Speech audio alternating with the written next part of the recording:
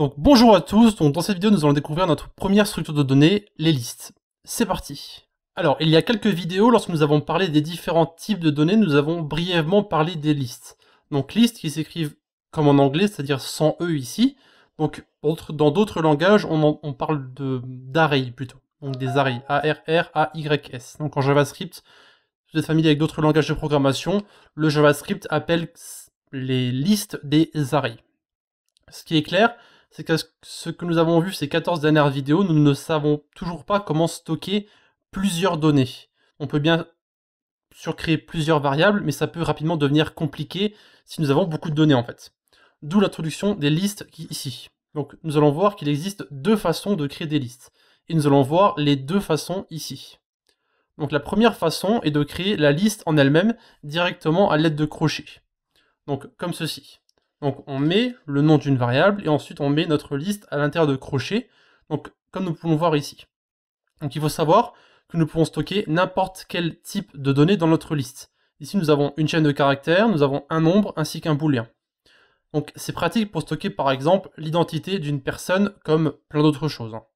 Donc avant de passer sur notre éditeur, nous allons voir justement la deuxième façon de créer des listes. Donc il suffit en fait simplement d'utiliser notre mot-clé liste. Donc dans notre cas ici, nous allons créer une liste de nombres avec notre mot-clé range qui iront justement de 18 à 29. Et tout cela sera stocké directement à l'intérieur d'une liste.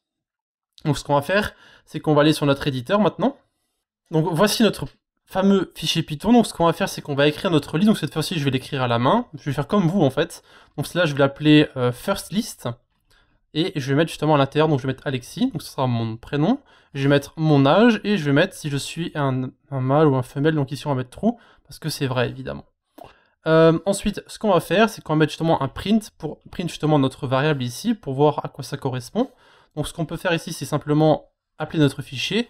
Donc on peut voir qu'ici, on va en fait constater que nous avons bien notre liste qui a été renvoyée. Donc nous verrons dans la prochaine vidéo comment retirer certains éléments de notre liste, si vous posez la question bien sûr. Et justement en dessous, on va taper notre deuxième façon de faire et on va voir que ça fonctionne plus ou moins de la même façon en fait. Donc ici on va mettre seconde liste et on va mettre justement liste, donc notre mot-clé, on va mettre range et à l'intérieur on va mettre le 18-30 qu'on a vu avant. Et ici on va mettre print notre seconde liste. Alors, seconde liste.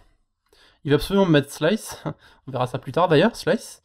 Voilà, donc maintenant, ce qu'on peut faire, c'est que je vais rappeler mon fichier, et vous pouvez voir que nous avons toujours notre première liste, et que la deuxième est apparue elle aussi. Donc on a bien notre identité ici, Alexis, 26 et true, et nous avons 18, 29, jusqu'à 29. Et nous avons bien notre liste qui est apparue ici. Donc voilà, ce sera tout pour notre introduction sur les listes. Bien sûr, ce n'est que le début, on a encore plein de choses à voir. Comme d'habitude, si vous avez des questions à poser, vous avez les commentaires de YouTube, ou bien encore le Discord de la communauté. Je vous vois dans un instant pour la prochaine lecture. A de suite.